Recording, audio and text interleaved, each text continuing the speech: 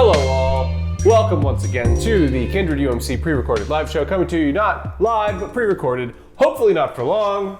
Soon we shall hopefully have a live venue where we will be doing this live and streaming live. But for now, it's coming to you from Kindred Studio A, also known as my front room. My name is Chris Hayden. I am the pastor of Kindred UMC. Hi, I'm Courtney Young. I'm the Director of Community Engagement at Kindred UMC. I'm Preston, and shout out to Thick Boy Nation. Shout out to the guys with thunder thighs and tired eyes. We appreciate you, and we love you. All right, I agree. I'm into it. Are they a sponsor for us or something? Soon. We're working on it. No. So we are continuing our march through the Decalogue, aka the 10 Commandments, found both in Exodus and Deuteronomy. And we have crossed the threshold from, so 10 Commandments, be faithfully obedient to Yahweh. How do you do that? Well, we split that in two things. Love God, love your neighbor. All right, how do you do those? We split those into 10 things. Love God by all of the commandments that we've talked about, and then we've crossed the threshold of from the love God into like, okay, how do we treat each other? And now we're gonna rapid fire. So this is not a 10-week series. This is, in fact, we have one more week after this, and that's because we're gonna rapid fire through 4 of them right now. Oh, Are you ready? Verses, right. Exodus chapter 20, verses 13 through 16, sound like this. You shall not murder, you shall not commit adultery, you shall not steal, you shall not bear false witness against your neighbor. Wow. Okie doke. Amazing. Don't kill, don't cheat, don't steal, don't lie. My mom always used to tell us growing up, there are 3 things mom hates: liars, cheaters, and stealers. Also killers, I bet. Probably, yeah. I bet she don't like killers that much. Probably, yeah. Yeah. Don't kill, don't cheat, don't steal, don't lie. That's like the ba ba ba ba ba. So, before we get into, well, I think we're just gonna take these in reverse order actually. But before we do that, let us observe the language. So can you remember what commandments we've talked about so far? What are they? And if you can't think of one, I swear to God, I'm going to leave right now. Honor your mother and father. Okay, honor your father and your mother so that your days may be long in the land that I have given you. Your turn. Don't take the Lord's name in vain. Right. Do not use my name for vain purposes. Yeah. Yep. Okay. There's only one God. Yeah. Yeah. And don't take other gods. Yeah. I am the Lord your God who rescued you from, don't have no other gods before me, basically. Yeah. Sabbath. Take a day to rest. Great. And then there's a couple more about the how do you love God? Love your neighbor as yourself, which I know is the That's wrong the Shema. answer. Yeah. Well, I combined the first 2. The first one's It's the I am, idols. and the second one is don't have anything. Don't have a graven image. Don't make idols. Is the second one. Anyway, all of this. So one of the things I want us to pay attention to is where language is being used positively and negatively.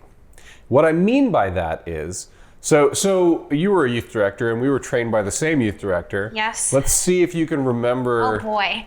key youth directory things that I'm sure John Legg has talked to you about. Okay. So what happens so let's say you're on a trip with a bunch of kids, and we used to do big old bus tours, and I would have 50 kids, Right. and adults, and we would pull over, and we had we were on the road all day. We would pull over to eat lunch at a fast food intersection, where there'd be a McDonald's, a Burger King, a Taco Bell, I'm already- a KFC, all of that. Okay. Okay.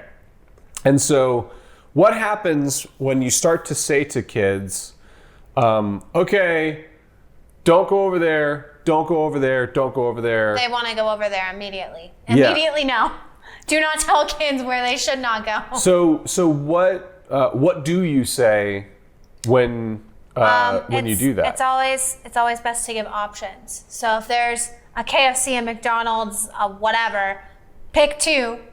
Think in your head, what are the two most popular of those options that are next to each other, are close in proximity, are not going to have any dangerous implications, and then you say to children, okay, you can either go to Chick-fil-A or KFC. Okay, so that's the difference between positive and negative language. So positive language, so like, let's say there was something across the street and you don't want kids crossing the highway or whatever. Right. And so the Burger King's across the street, you don't want them going to Burger King. Right. So you don't say, don't go to Burger King. You say, you can be at the McDonald's, the Taco Bell, or the KFC. Right. And then we call it the illusion of choice. You can be at one of these three places. And then I would usually add something along the lines of, if you are not at any one of those or on this bus, you are out of bounds. Yeah. And so the reason I use positive language is because it's constricting. Right. What you're basically saying is, you're not allowed to be anywhere in the entire universe except for here. Mm-hmm. Negative language does the opposite of that. If you say, don't go to the Burger King across the street, then they start to go like, okay, well then I'll go to the Sunny's that's across the street. Right. Because you said don't go to the Burger King. And they'll start to come up with ways to get close to it with that. Because what you're saying when you say don't go to the Burger King across the street is you're actually saying, you can be anywhere in the universe except for the Burger King. Right. And the positive language is the opposite. The only place in the entire universe that you can be is here, you know? So negative language is actually freedom giving, which is not something you want to do to a bunch of teenagers at a busy intersection, you know? But the laws that are in the 10 Commandments are almost all negative language. In other words, and especially the ones we just talked about, the social code. Don't kill, don't cheat, don't steal, don't lie. In other words, enjoy life to its fullest. You can do anything you want in the universe except for let's go ahead and don't kill, don't cheat, don't lie, don't steal, don't lie, in that order. So this is actually, even though it's commandments and we have a kind of a relationship that's like constricting, these are actually free. The language is actually imbuing freedom, which is very important because remember, this is a group of people who just came out of slavery in Egypt. So the idea that this God's saying, don't do this, don't do this, don't do this, sounds negative and technically is negative language, but it's actually freedom giving. It's saying, remember how you had to do whatever everyone else told you no matter what? Now I'm saying do anything you want with your life except don't murder, don't cheat, don't steal, don't lie. And like that's actually very freedom-giving language. So let's take them in reverse. Don't lie. It's very easy to say like, yeah, we shouldn't lie. But what we really have to do here is ask ourselves, because this is not just about a list of rules to follow. This is about what do these rules say about the character of the God that we are called to relate to? Because it's not just about rote obedience. It's what God wants is for us to have an authentic and genuine and sincere relationship with God. And so the question that we need to be asking ourselves is, what does it say about God that he's saying, do not bear false witness about your neighbor? What does it say about? And that's a literal legal term too. This particular commandment is really, do not give false testimony in a court about your neighbor doing something that they have not done, or not doing something that they have done. Do not bear false witness. But then later, as those laws expound, we can take it further and we can see that God is obviously concerned with sincerity and honesty. So what does it mean to you that we have a God who is very concerned with sincerity and honesty? It's scary. How come? Because sincerity and honesty is terrifying. It leads to a place of having someone else know all your stuff. Yeah. And trust issues. There's vulnerability there, for sure. Yeah. I mean, I find it the opposite, actually. I find it very freedom-giving. Just because I feel like a lot of times within the church specifically, like Big C Church, I've been told to be the opposite thing. Fit a certain mold as the Christians look like this, and oh, purity culture says this, and oh, you should do this way, and oh, why aren't you submitting and serving your husband? And like, I find it so fascinating that the thing that is supposed to be honoring and loving and serving this God is telling me to do the opposite of what it is that God wants me to actually do, which is to be myself and to be sincere and honest in who that is. Yeah. Again, the negative language in the commandments is essentially saying, Courtney, I want you to be who you are, want what you want, love what you love, speak how you speak, act how you act, do anything in the world that occurs to you that would be delightful for you to do. You follow your bliss, except make sure that you're not hurting people, and make sure that you're keeping your relationship with your Creator at the forefront of your priorities. Like, that's essentially what these laws say. And I agree with you. There is something kind of like nefarious about the fact that we have taken that and made it ever more constricting and ever more controlling. Well, and I've always said too, like every time I talk about the church with a lot of people that I talk about it with, I've always thought to myself that to look at it as a rule list, to look at it as a like constraining like you were talking about, is more black and white, and so it's easier to focus on that and to find security and safety in that versus like when we actually venture. And it's also easier to you're right, I agree, it's also easier to then use that as a power control mechanism too. Right. Like now you can also, now that you have it completely with a bow on it, you can also export it out to other people and make them do what you want. And that's where I think the root of a lot of church trauma actually stems from, is this like power control dynamic and this black and white view of what faith can look like and what it should look like, and versus the stuff that you're talking about that's like scary, and vulnerable. Like it's scary because it's gray, and it's like it's almost nearly impossible to sit there and control and define. And well, there's also, so like, I completely agree with you, and I think there's something troubling about how once again, this is a good example of how we have taken the thing that God is giving us as a gift and subverted it and used it to control and even lock ourselves up in ways. Preston, to go back to what you were talking about, the fear and the vulnerability, like that's something I remember feeling. Yeah. I think I'm much better with it now, mostly because I've eaten a lot of caca, and it's like I've come out the other end and I'm like, oh, you know what? It's fine. You know, I'm okay. If you don't like me for who I am, then I actually am happier and understand that in my bones. Yeah, but in that experience, you find it would have been easier to just say it up front. Oh yeah, absolutely. This is an invitation into the, like, courageously speak for yourself and courageously bring your full self to the conversation, which is one of our axioms. Yeah. Like that's essentially, I think, what the heart of that is. And that's an important distinction. To understand that we worship a God who wants you to bring your full self. I love you and I made you on purpose, and I want all of you. Like even the parts that you consider to be ugly and consider to be shameful, I want all of it. Give me all of you. That's always been a rock question of mine, is if we're, in others' words, to believe in something that is all-knowing, but still have the effort put in to hide something from that thing, what are we doing? Well, so this is the difference between mind and heart stuff.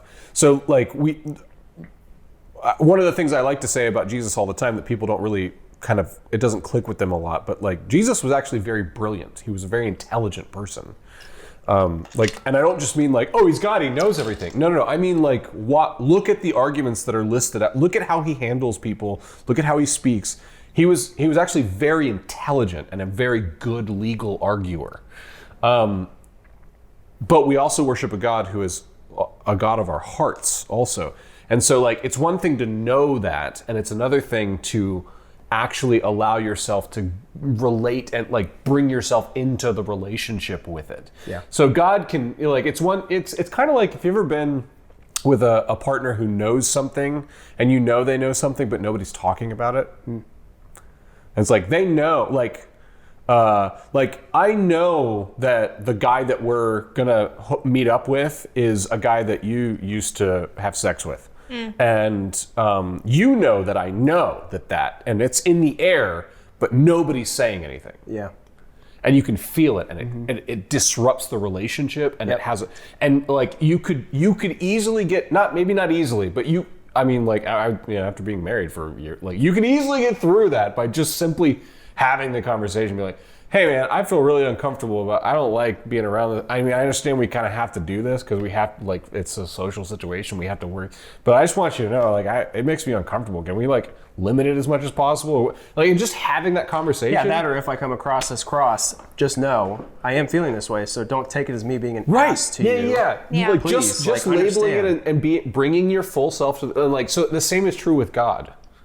Bringing your full self to the conversation, just because God knows about it, and doesn't mean that you're actually relating to God about it. Right. So bringing your full self, do not bear false witness. Be yourself and be true to who you are. Okay, so don't steal. Very important. Obviously, don't steal. Property is a thing. We have property, and God recognizes that you have property, and you shouldn't take other people's property. But here's the other thing. You got to remember that these people just came from slavery. They didn't have property, and more so, all of the fruits of their labor went to other people. So it wasn't just their property; it was their life. It was their essence and their time. And so, do not steal is a basic fundamental law that almost every society has, but also particularly important to these people coming out of slavery. Everyone has property rights. You get to have the things you have, and your labor should benefit you in some way. I'm sorry, I've got to speed through these. If you have something, feel free to speak up, but I've got to speed through these because we got 4 of them all the same week. I say the stealing to the people that leaving out of Egypt is like a middle finger. What? It's like a middle finger to them. Oh, yeah. All this work you've done for other people, you have no claim to. And we're cutting that now, and you're moving forward. I think that's another huge point. Find your own way to make your freaking pyramids or whatever. But also, you have no claim to this. So cut it off before you start delving in the past of, I did all this work and we did this and we escaped. We should go back type of feeling. Don't take somebody else's property. Yeah. Even though you may have worked for it. You got screwed by this system, but okay, so don't steal, don't cheat. Specifically in adult. Now let's just talk about the monkey in the corner, the elephant in the room. It's an unfair law as it was applied in this particular time because it's a patriarchal society. Women who had sex with anyone who wasn't their husband could commit adultery.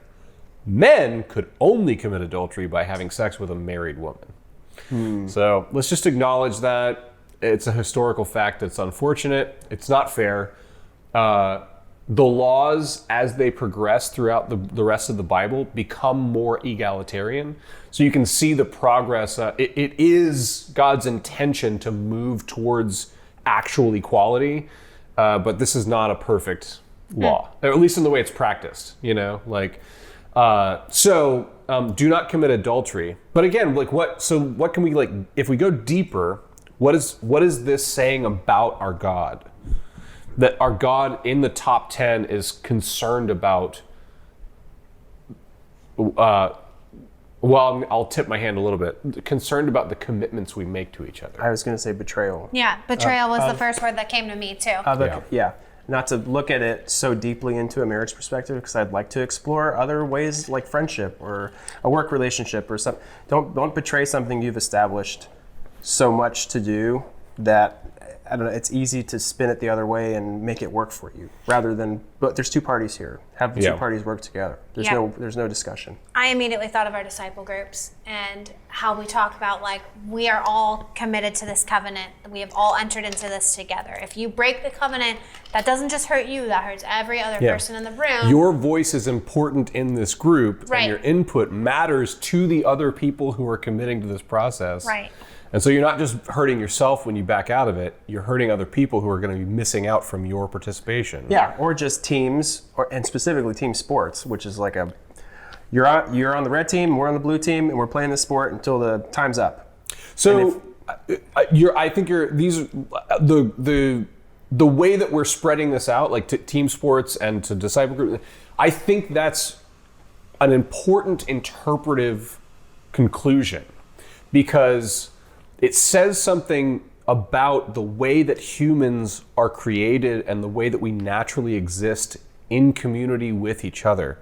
Community cannot exist without commitments to each other. And I'm not just talking about marriage and the bonds of vows that we make. I'm just talking about the social contract that we have with each other. And like one of the things I've heard a lot of people who are, they're kind of spiritual, but they really have been burned by the institution. They're not interested in going to church. And one of the things that I think they're missing is I hear a lot like, why do I need church? I can worship God from my home, which you can do, but not alone. It is damn near impossible for a human being to have a healthy relationship with their Creator by themselves. It just doesn't. We just don't work that way. Like there is something inherently communal about human nature. And I don't just mean about worship, I mean about our existence. Like loneliness kills people. Yeah. Like and the vows that we make to each other, even if they're not overt vows, even if they're just social contract vows, like the way that we treat each other and the way that we welcome each other and the way that we accept each other really matters to this God. And we are called to be people, and especially in this day and age, called to be people who extend arms to people who disagree with us, and to even people who may be antagonistic towards us. I'm not asking anybody to lay down and be harmed willingly and be abused, but when you start to consider the other political party your enemy, you're going down a very wrong, dangerous road. It's dangerous and it's harmful to you, and that's not the God we worship. Don't kill. The Hebrew word is rasah, and it actually it's not just kill; it's murder, intentional. And there's something we actually don't know the bounds of this word. It's hard to nail down linguistically from a translator's perspective. So it might mean don't commit the crime of murder, or it might mean do not ever take life. It's hard to say that it's the latter, because later, literally, Israel goes to war at the behest of God. And if you're looking at a consistent kind of narrative in Scripture to try and identify who this God is, it's hard to get away from this God seems to be okay with some kind of killing. Mm-hmm. This is a tough one. And I don't know how to lead you in it Socratically, so I'm just going to lay it out. This is what I've come to, what I've reasoned through. Well, first of all, do you have any thoughts before I lay out what I think? So I took 4 years of criminology. I have a criminology degree. I'll say that. Murder is so drizzled and sopped with intent, malintent. And almost... We literally have manslaughter. Yeah. That's like, you can kill somebody if you didn't mean to. Yeah. And it's a lesser crime. Yes. Yeah. And it's like the statistics, like 80 to 90% of murder is somebody you know. It's not, I'm murdering this whole team that I am othering and I don't appreciate, and just have this vibe. Yeah. It is somebody that has wronged you. It's very rarely these acts of like random violence. Yes. It's very rarely that. So I don't know if I would consider murder a random act of killing. So like kill and murder are two different words, I think, for a reason. Yeah. And that there's intent behind murder, and that intent can be just pure malfeasance. So let me press deep. So what does this say about God, do you think? There's intent. There's something Intentions else. matter? Yeah, intentions matter. There's something else there that cares about it. Okay. Like I think that's not where I landed, but I think it's a good interpretive kind of conclusion. But with every violent act of nature, which killing is a violent act of nature, it's taking one's life, electricity from their body. It's kind of the first big one in Genesis. Yeah. Cain killing his brother. Out of pure malintent. hating someone else for something they did that you witnessed your parents tell him is better than what you did. And God is certainly against not just the act of kill, but the intent and the hatred behind it. Like God is against that. And that's not a thing that should be, it's like the dark side. It's not a thing that should be entertained, but should be treated and addressed. Yeah. Like, you know. I think and I say that on purpose because I don't mean ignored, because ignored is going to result in harm. Yeah, I was going to say addressed is key. Addressed. This needs to be brought up. But not entertained. Yeah. You know, like we're not making a nice cozy home for our hatred. No. But we're also not ignoring it. We're acknowledging that every person hates. We all hate, we all get angry, we all have these natural feelings that are normal. It's not. But addressing hatred. It's not saying don't hate. Yeah. Again, it's your metaphor of what can't you do. Everything else is your playground. We're running out of time, so I'm going to speed through. Sorry, I don't mean to cut you off. Oh no, okay. He touched on everything I was going to say. Okay, good. So here's what I've come to. So there are times in Scripture where God is asking the Israelites to kill, to actively kill. God is killing people and asking people to kill people. So it's really hard to interpret this as don't kill, because God's like later, go kill them. And that's a very difficult subject that we certainly can cover in other sermons and other panel discussions. But for now, let's just wrestle with that fact. This can't mean don't kill because God kills and wants people to kill sometimes. Every time that happens, it's at the behest of Yahweh. It's at the command and the so it's not like Yahweh going yeah, man, you do whatever you want. Kill it. No, it's no, you have to go kill those people.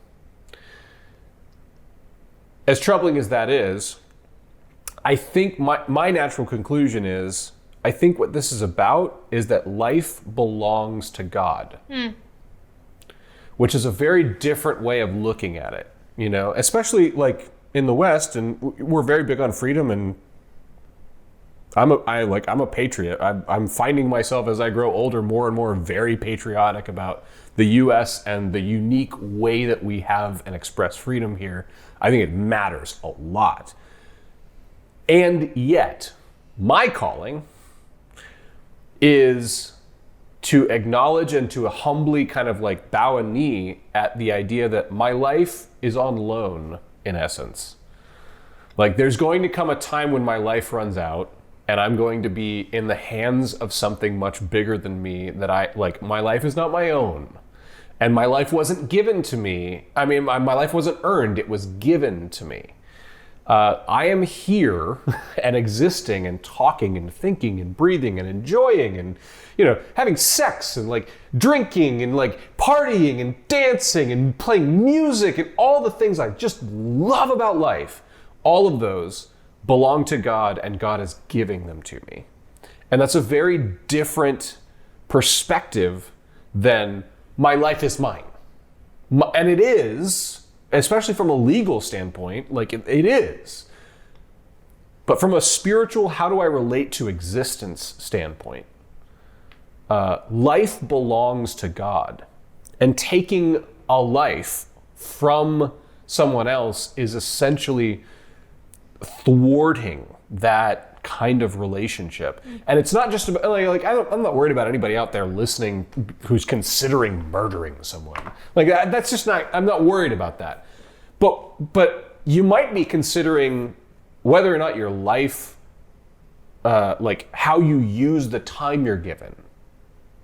What you do with what you've been given. And it may not occur to you that you've been given time. And it may not occur to you that your life is on loan from something that is bigger, this consciousness that incorporates all life.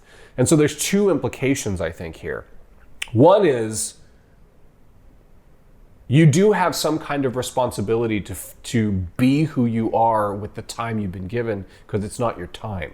And I you have to combine it with the other stuff. Your responsibility isn't to go cure cancer or discover a new body of water or whatever. Your responsibility, your calling with that, the thing that gave you this time, the thing that it wants from you is for you to fully be who you are. And so you don't have time to waste on pretending to be other things. You just don't. It's not your time. It's on loan. You don't have time to waste being something you're not. You are called with the time that you have been loaned generously and graciously to be exactly what you were made to be. I mean, again, with the caveats of don't hurt anything and keep God as your, primary. Like with those caveats, with the caveat of the law, you are called to be who you are, want what you want, love what you want, like love what you love, sing your song, write your poem, discover your discovery. Like that's what you're called to be. And then the second implication of that is that so does everyone else. You are a piece of this consciousness that is a part of existence that we call God, this greater consciousness that is Yahweh, that is the Creator, that is the universal Christ. And so is everyone else. Everyone else. There's nobody better, worse. There's nobody less valuable, more valuable. There's nobody who somehow doesn't make the cut to be loved by God and accepted by grace. Everyone. And maybe one of the ways that you can participate with that is to help people be who they are also, to be a safe space that extends grace, that extends love, that makes a way, that allows people to make mistakes and say stupid things and still gives them a hug afterwards. Like maybe that's one of the ways that you can cooperate with this law and this God who's created us. So I've gone way too long. May the Lord make you, bless you, and I keep doing that now. And that's the second week in a row that I've done that. May the Lord bless you and keep you. May the Lord make his face to shine upon you and be gracious unto you. May the Lord lift up his countenance upon you and give you peace. Amen.